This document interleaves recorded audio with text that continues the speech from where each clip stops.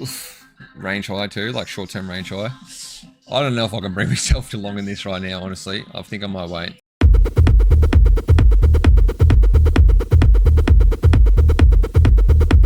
You know what I mean? Like that's a downtrend, and then look, change market structure and that. So, but you want to see, you want to enter.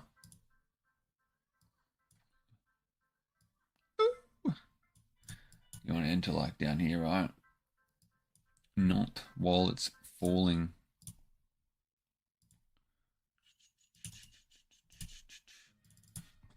Entry. Stochastic's heavy as shit too. Live peer. You fucking idiot to short this. Oof. Range high too, like short-term range high. I don't know if I can bring myself to long in this right now, honestly. I think I might wait. Live peer. I swear that's fucking old as shit. How old is live peer? I'm sick of this as my home screen. I don't give a single fuck about any of that news at all. Live peer. I feel like this has been around since 2014. I'm wrong. I'm heavily wrong. Something else. Something peer coin. Peer coin. Peer coin. Peer coin. Peer coin 2014. You can't blame me for that one. That was fucking pretty close.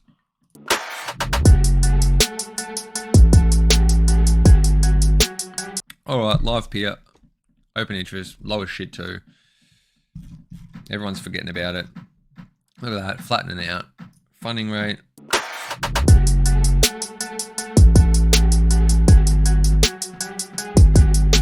Mixed. Liquidations. It's had a few. 50k. Dan Ige, 50k. Dan Ige, 40, 50, 100k, 150k. In the last week or something. 150k liquidations in the last week.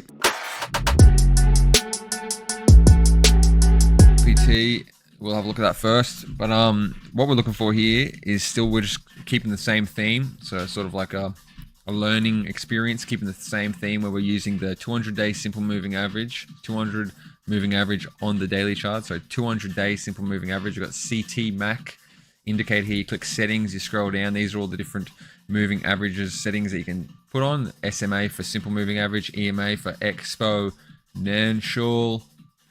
If you don't know, we'll talk more about that, but simple is how they've always been used. EMA uses mathematics to prioritize the most recent candles.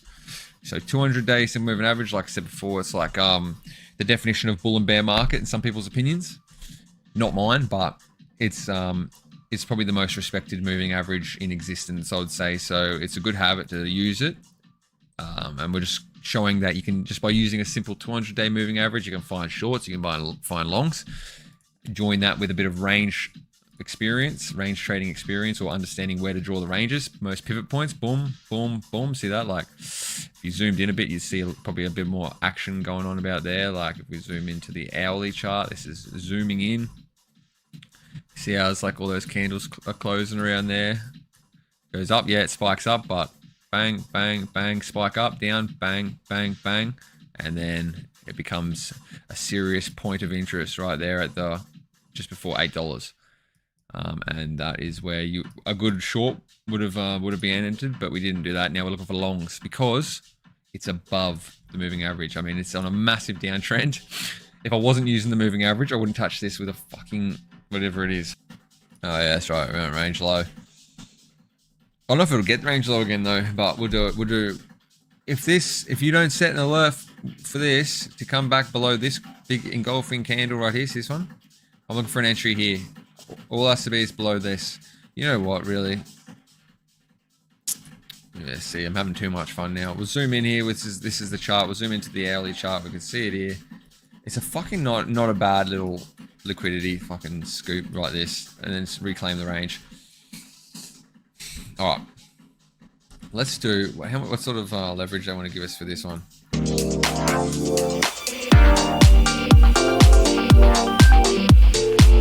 Max 25.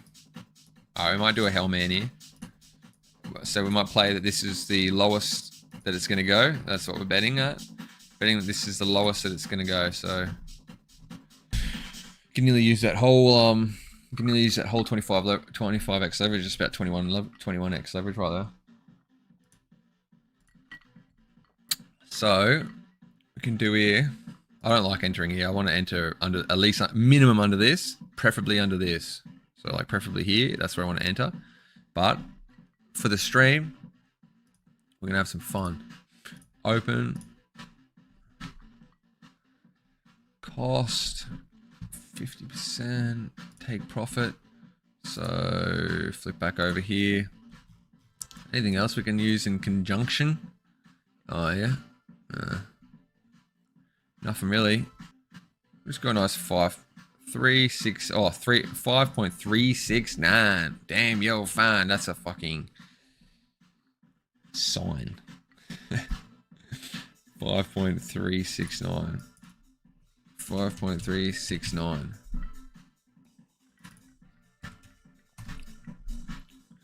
We want to get in the 90s, 97. That'll do. Open long. Fuck off, buy the top. Sick fun. 20x leverage, so we're using $100 USD. We're playing with 2K USD. 2K. Just had to make a LPT take profit video, which wasn't made before. So we've got range here, range lows, it's spacing. We've got a very tight stop loss on this one. We'll see what happens really. We've got range high up here. You can see that. Whereabouts is the range mid? About there. Mean of it. So we're looking for a take profit probably just before, in case it tries to make a lower high and comes up to this area, which is up here. So the highs of the range, we want to see a take profit round about there, basically where all the candles are sort of conjoining, lining up. You can see there's a lot of boom, boom, boom, boom, boom, boom, boom. A lot of previous areas where it's hit resistance and then turned down. So this is where we want to be hit. This is a high chance, high probability of being hit. Maybe about the 7.395 area. 7.275 looks good to me. 7.275 partial position. 7.275 and about 70% of the positions. Beautiful. Big take profit.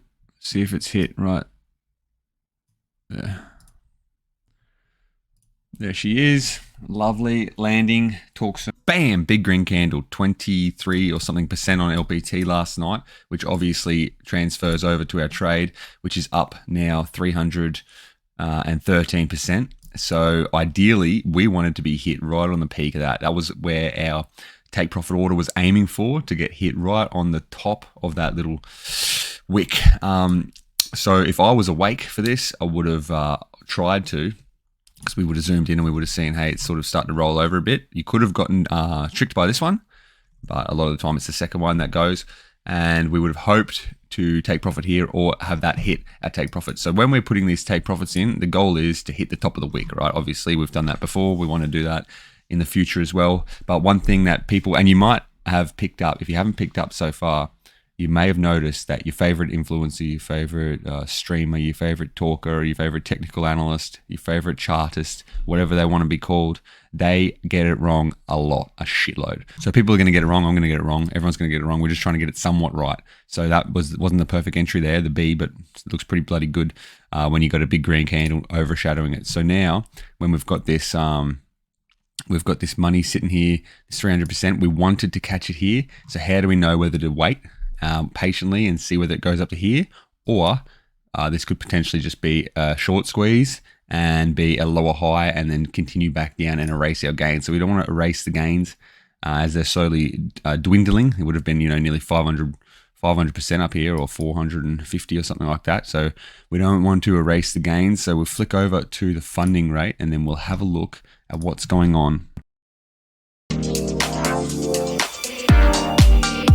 That's a massive short squeeze, 20 mil, 21 mil to up to 41 mil. So $20 million of open interest has arrived more or less overnight.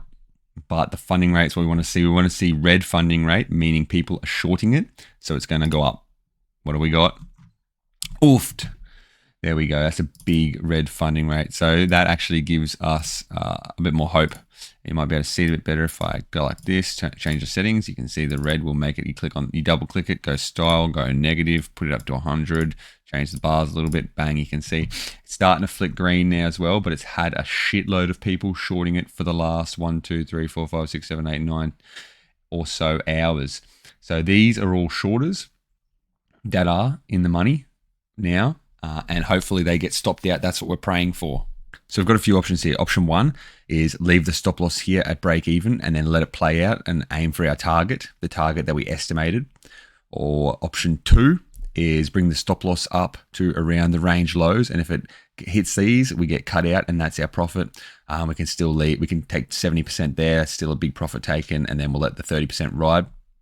Or we could take a profit now and then let the rest ride and see what happens. So there's many options. It's best to stay dynamic instead of static when you're trading these coins. You got to be able to adjust. Things change.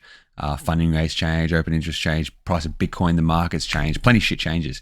So you cannot, if I was to sit here and say, nah, I put this take profit here at this price, I'm going to ride it out, it'll probably just go like this. Fuck.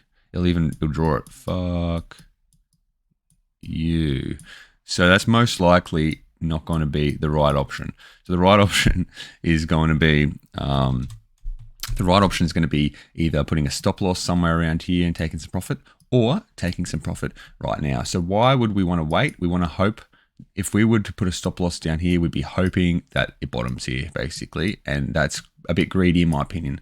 So the best thing to do then is to take some profit here, and if we're wrong, then that's fine because we've already taken profit. If the funding rate was green, we would have just taken the profit straight away, but because it's been so red, a short squeeze is due. That is why we're waiting. We're patiently waiting for this pennant to play out, and it looks like it might break to the downside, which means we will end up taking the profit anyway. We got real-time live action on this pennant here that we're waiting to make a decision on. We have the 75% of the position closed long ready as soon as it starts breaking below and going in the wrong direction. All right, this is a very boring breakout and there's fuck all volume on it. I'm going to close along and move on. So we've got the sell there.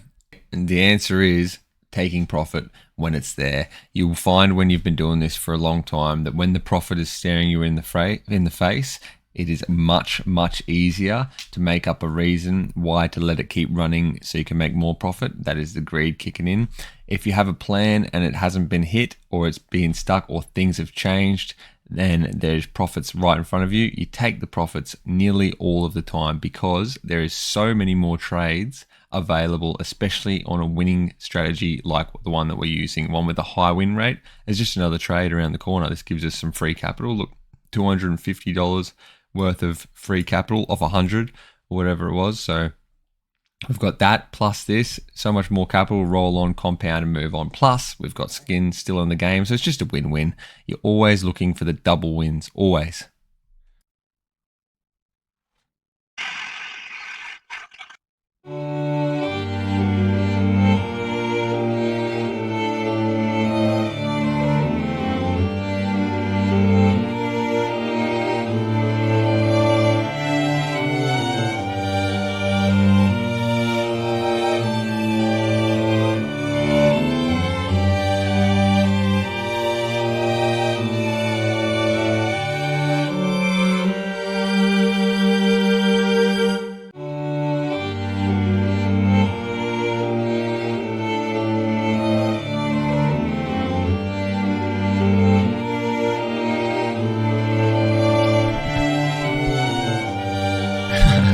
Waiting to come back up to the top of the range here because I got the alert that it did this. I was waiting for it to come back up and look at this, free falling into nothing. I'm done with this trade now. This is just completely exposed the paper thin order books that are on this asset, and I'm just ready to move on. This is absolutely not what you want to see at all. It's just completely cut through this like butter. Very, very fast. How much percentage was this? This was like a massive amount of percentage in a massively small amount of time. 10%. Bang, just deletes 10% just like that. I'm going to close this trade now happily and move on to something better. And, you know, obviously take the, turned 100 and something into 400 and something. So we just go close 100% of it. Oh, not that one. We're going to go close 100%, close long, bang, confirm, boom, just added to it. See you later. A bit of time has passed, ladies and gentlemen, but that trade doesn't look so bad now, huh? Fast forward a week or so, and you know, we can zoom in a little bit. That second S looks a bit better on that daily chart, but yeah, exit. So glad you don't hang on to things like that long term, huh? Take profits when they're in front of your people. See you on the next trade.